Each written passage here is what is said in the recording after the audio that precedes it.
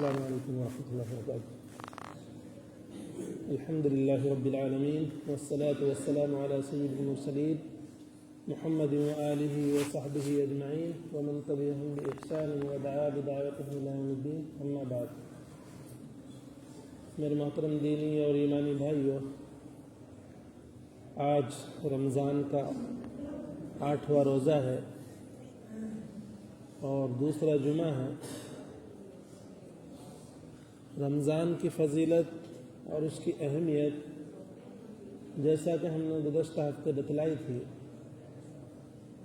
رمضان کے کیا کیا فوائد ہیں، اس کی کیا کیا برکات ہیں، اور اس سے بندے کی زندگی میں کیا انقلاب آتا ہے، اور یہ اللہ تبارک و تعالیٰ کا مسلمانوں کے لیے کتنا بڑا انعام ہے، اور اس کی برکت سے اللہ تبارک و تعالیٰ کس قدر بندے کا اعزاز فرماتے ہیں، اور اس کی بخشش کے لیے کیا کیا انتظامات اور کیا کیا جتن فرماتے ہیں کہ میرا بندہ میری طرف آ جاوے، گناہوں کو چھوڑ دے، خرافات کو چھوڑ دے، اور جس مقصد کے لیے اس کو دنیا میں بھیجا گیا ہے اس مقصد میں یہ لگ جاوے۔ یہ اللہ تبارک و تعالیٰ کا اس امت کے ساتھ اور اس امت کے لوگوں کے ساتھ خاص فضل ہے۔ تو آج یہی وقت ہمارے ساتھ گزر رہا ہے کہ رمضان کا 8واں روزہ ہے۔ اس میں ہمیں اللہ تبارک و تعالیٰ کا شکر ادا کرنا چاہیے کہ اس نے ہمیں یہ دولت عطا فرمائی، اس نے ہمیں یہ اعزاز بخشا، اس نے ہمیں یہ وقت عنایت کیا۔ معلوم نہیں کہ اللہ تبارک و تعالی آئندہ رمضان کے روزے کس کو نصیب ہوں گے، کس کو نہیں ہوں گے۔ تو خوش نصیب ہیں وہ لوگ جنہوں نے اس مقدس مہینے کو حاصل کر لیا، جنہوں نے اس مقدس مہینے کو پا لیا اور اللہ تبارک و تعالیٰ کی عبادت کر کے اللہ تعالیٰ کو راضی کر کے اپنی مغفرت کا سامان کر لیا۔ یہ سب سے بڑی خوش نصیبی کی بات ہے، اور ہر مسلمان کی آخری تمنا یہی ہوتی ہے کہ اللہ تعالیٰ اس سے راضی ہو جاوے اور اس کے گناہوں کو بخش دے، اس کو معافی کا پروانہ عطا کر دے۔ اللہ تبارک و تعالیٰ نے یہ مقدس ایام عطا کر کے، یہ مقدس دن انسان کو، مسلمان کو عطا کر کے اس اعزاز سے اس کو نوازا ہے۔ میرے دینی اور ایمانی بھائیوں، جیسا کہ میں نے عرض کیا تھا کہ اس مہینے میں، رمضان کے دنوں میں عبادت کا ثواب اللہ تبارک و تعالیٰ ایک حدیث کے مطابق 10 گنا سے بڑھا کر 700 گنا تک بڑھا دیتا ہے۔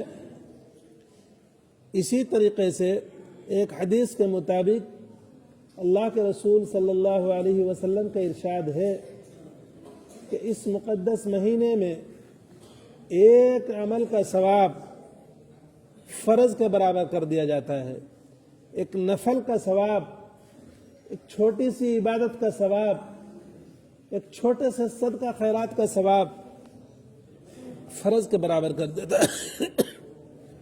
اور اگر فرض ادا کرے تو فرض کا 100 فرض کے برابر اللہ تبارک و تعالیٰ ثواب بڑھا دیتا ہے۔ یہ اللہ کی اتنی بڑی نوازش ہے، اتنی بڑی نوازش ہے، اتنا بڑا اللہ تبارک و تعالیٰ کا کرم ہے کہ اس کا شکر ادا کیا جاوے، اس کی بارگاہ میں سجدہ ریز ہوا جاوے اور اس کے احسان کو مانا جاوے کہ اللہ نے کتنا بڑا انعام اس کو عطا کیا۔ ایک چھوٹے سے عمل کا ثواب اللہ نے فرض کے برابر کر دیا۔ یہ ایک چھوٹے سے صدقے کا ثواب اللہ نے 70 کے برابر کر دیا، 700 گنا کے برابر کر دیا۔ تو یہ اس مقدس مہینے کی برکات ہیں۔ اس کی برکت سے اللہ تبارک و تعالیٰ جس کو نوازتا ہے، جس کو توفیق ملتی ہے، وہ اس میں عبادت بھی خوب کرتا ہے، وہ اس میں ذکر و تلاوت بھی خوب کرتا ہے، وہ اس میں صدقہ خیرات بھی خوب کرتا ہے۔ اپنی اپنی حیثیت کے مطابق، اپنی اپنی طبیعت اور اپنی اپنی صلاحیت کے مطابق اس میں بندہ عبادت بھی کرے، جتنے نوافل پڑھنا چاہے نوافل پڑھے، جتنا ذکر کرنا چاہے اتنا ذکر کرے، اور جتنا قرآن پڑھنا چاہے اتنا قرآن پڑھے، اور جتنا صدقہ خیرات کرنا چاہے اتنا صدقہ خیرات کرے۔ ہم نے پہلے بھی یہ بات بتلائی تھی کہ اگر آپ اپنی حیثیت کے مطابق، اپنی صلاحیت کے مطابق روزانہ معمول بنا لیں کہ مجھے ضرورت مندوں کو، محتاجوں کو روزانہ 1 روپیہ دینا ہے، یا 2 روپیہ دینے ہیں، یا 10 روپیہ دینے ہیں، یا 100 روپیہ دینے ہیں، اور پورا مہینہ خرچ کرنا ہے، تو آپ انداز لگائیں کہ اگر بغیر رمضان کے آپ نے 700 روپے خرچ کیے ہیں تو 700 روپے کا ثواب ملے گا، اور رمضان میں اگر آپ نے 1 روپیہ خرچ کیا ہے تو ایک حدیث کے مطابق آپ کو 70 روپے کا ثواب ملے گا، اور ایک دوسری حدیث کے مطابق آپ کو 700 روپے کا ثواب ملے گا۔ سمجھے بھائی؟ تو آپ دیکھیں، اگر روزانہ اپنا معمول بنائیں کہ پورے رمضان ہمیں پہلے روزے سے لے کے آخری روزے تک روزانہ اللہ کے ضرورت مند بندوں کو صدقہ خیرات دینا ہے، روزانہ اپنی حیثیت کے مطابق 1 روپیہ، 2 روپیہ، 10 روپیہ، 50 روپیہ، 100 روپیہ، جس میں جتنی صلاحیت ہے روزانہ کا معمول بنائے۔ کسی مسجد میں دیں، کسی مدرسے میں دیں، یا محلے میں ضرورت مند ہے، کوئی بیوہ ہے، کوئی محتاج ہے، اس کو دیں، تو یہ اللہ تبارک و تعالیٰ کی طرف سے اتنا بڑا انعام ہے کہ آپ کو 70 گنا سے لے کے 700 گنا تک اس پر ثواب ملے گا۔ اس کا معمول ہونا چاہیے، اور یہ دینا چاہے مدرسے میں دیں، فقیر کو دیں، محتاج کو دیں، ضرورت مند کو دیں، اللہ تبارک و تعالیٰ کی طرف سے اتنا بڑا انعام ہے۔ سب کی جھولیوں میں اتنا جمع ہو جائے گا، اتنا جمع ہو جائے گا کہ پورے سال آپ نے خرچ کیا ہے تو بھی اتنا ثواب نہیں ملے گا۔ تو میرے دوستو، میرے ایمانی بھائیو، یہ مقدس مہینہ ہے، اس میں اپنی جیبوں کو، اس میں اپنی استطاعت اور اپنی صلاحیت کو خرچ کریں، اور جتنا اللہ تبارک و تعالیٰ توفیق دے اتنا اس کے اندر خرچ کریں۔ یہ خرچ کرنا آپ کو جو کا تو مل جائے گا، 70 گنا سے زیادہ ملے گا، 700 گنا سے زیادہ ملے گا۔ اللہ تبارک و تعالیٰ کے خزانے میں کمی نہیں ہے، یہ اس کا اعزاز ہے، یہ اس کا اکرام ہے۔ اس طریقے سے آپ کو اللہ تبارک و تعالیٰ کے اس مقدس مہینے کو اپنی عبادت سے، اپنی ریاضت سے، اپنی ذکر اور تلاوت سے، اور اپنے مال سے، اپنے خون پسینے کی کمائی سے جو بھی آپ اس میں خرچ کریں گے وہ انشاءاللہ اللہ تبارک و تعالیٰ آپ کو دے گا اور آپ کے خزانے میں جمع ہو جائے گا۔ اس لیے اس میں جو بھی پہل کرے گا، جو بھی کوشش کرے گا، اللہ تبارک و تعالیٰ اس کو نوازے گا۔ تو اس میں ہر بندے کو کوشش کرنی چاہیے کہ بڑھ چڑھ کر حصہ لے، اور آپ کے کھاتے میں اللہ کے ہاں اتنا جمع ہو جائے، اتنا جمع ہو جائے کہ اس کا کوئی تصور نہیں کر سکتا، اس کا کوئی خیال نہیں کر سکتا۔ میرے دینی اور ایمانی بھائیو، یہ آقا مدنی حضرت محمد رسول اللہ صلی اللہ علیہ وسلم کی تعلیمات ہے۔ حضور پاک صلی اللہ تعالیٰ علیہ وسلم کے متعلق آتا ہے کہ حضور پاک صلی اللہ تعالیٰ علیہ وسلم رمضان میں اتنا صدقہ خیرات کرتے تھے، اتنا صدقہ خیرات کرتے تھے کہ بغیر رمضان کے جتنے کرتے تھے اس سے کئی گنا زیادہ رمضان میں کرتے تھے۔ اس کی وجہ یہی ہے کہ اس میں ثواب بڑھ جاتا ہے۔ تو اس لیے اس میں ذکر و عبادت، اس میں تلاوت، اس میں قرآن، اس میں صدقہ، اس میں جو بھی عبادت کر سکتے ہو خوب کریں، خوب کریں، کہ اللہ تبارک و تعالیٰ کی نوازش کا مہینہ ہے، اور جس نے اس کی قدر کر لی، جس نے اس کو پہچان لیا، اس کی دونوں جہان میں کامیابی ہوگی، اس کی دونوں جہان میں کامرانی ہوگی، وہ دونوں جہان میں سرخرو ہوگا۔ میرے دینی، میرے ایمانی بھائیوں، اللہ تبارک و تعالیٰ ہمیں اس مقدس مہینے کی عظمت کو پہچاننے کی اور اس کی قدر کرنے کی توفیق عطا فرمائے۔ جیسے کہ ہم نے بتلایا تھا کہ صبح سے اگر آپ نے روزہ رکھا ہے تو مسلمان کا روزہ 2 طرح کا ہوتا ہے۔